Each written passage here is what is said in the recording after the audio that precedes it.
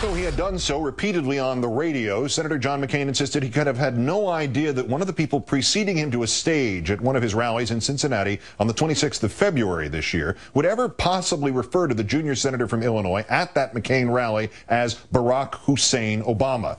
Tonight, in our third story on the countdown, the McCain campaign has something else racial to deny. The newest comments made today at a pro-war rally outside the Capitol, a group calling itself Vets for Freedom, cheering an introduction for Senator McCain given by David Balavia, a former Army Staff Sergeant. Sergeant Balavia is listed on the group's website as one of its 6 founders and as part of its national leadership team. Rest assured that men like Senator McCain will be the goal and the men that my 2 young boys will emulate and admire. You could have your Tiger Woods. We've got Senator McCain. My friends, this is the real audacity of hope. Ladies and gentlemen, I introduce to you Senator John McCain. God bless you. Thank you, Dave. Senator McCain then launched into a speech extolling the virtues of the war. He had utterly no reaction to the reference to golf legend Tiger Woods, who is, if you somehow do not know this, of 1/4 Chinese descent, 1/4 Thai descent, 1/4 African-American descent, 1/8 Native American descent, and 1/8 Dutch descent.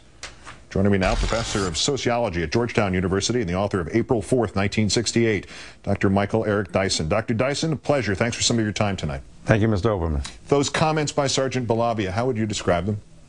Well, I think they're pretty ridiculous. I guess one multiracial black man is interchangeable with another. I think that it indicates that the Republicans in broad stroke, and Mr. McCain in particular, have a huge problem with black people. This kind of at least racial insensitivity suggests that there's something disturbing going on here and that they can't even make a distinction about who the right opponent is of Mr. McCain. So I think that it speaks for a broad concern and a kind of legitimate skepticism about what his candidacy means, especially for black people in this country. When you hear something said like that, is intent impossible to calculate, and does it even matter? Is the idea behind the remarks the same regardless of the intent?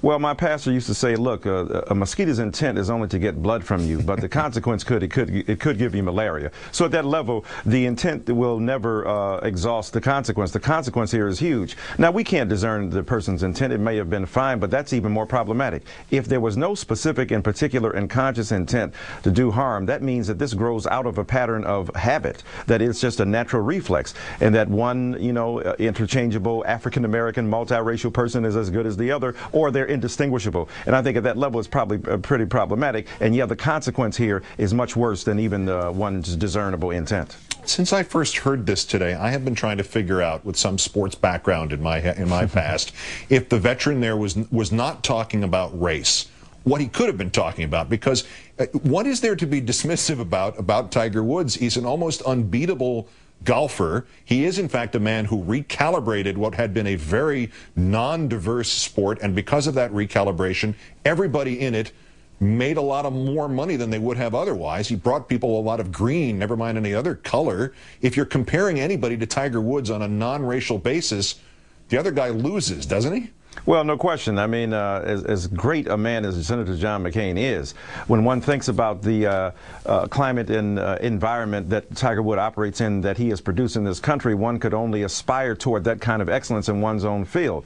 So it is hard to conclude that anything else was meant but a kind of veiled reference to race, and one doesn't know how veiled, because Tiger Woods is a genius on so many levels. Who wouldn't want to be Tiger Woods? And Tiger Woods himself, ironically enough, has been quite explicit about trying to embrace the multiple ranges of identities that flow through his blood. So it's not as if you have here a person who is explicitly expressing a kind of blackness that one would find offensive. So that's even worse, because here you have in Tiger Woods a kind of man who would ostensibly embrace a wide variety of America, and yet he's being dissed too. Yeah, if you're going to take a sports analogy and they're saying that sports is less consequential than some sort of political or war hero figure, then you'd want to take, but if you wound up taking Tiger Woods as that, it was an extraordinarily lucky shot.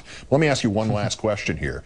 Is there a parallel to that Bill Cunningham episode in Cincinnati that I referenced earlier, especially in terms of McCain's lack of immediate reaction? There's still nothing from the campaign about it. Does it constitute a pattern for Senator McCain's campaign? Sure, if it's not a pattern, it certainly is constituting a beginning of a design. And I think that here we have to be very careful, because I think Senator McCain has to be on top of this.